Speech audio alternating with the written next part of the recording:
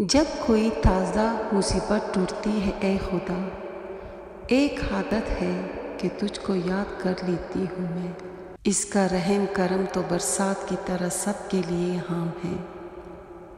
आजकल हर घर परेशानी, बीमारियों सब में मुब्तला है। नमाज पाबंदी से पढ़े और एक अमल है, नहाने के बाद बीमारियां सब दूर हो जाएगी अल्लाह के करम से।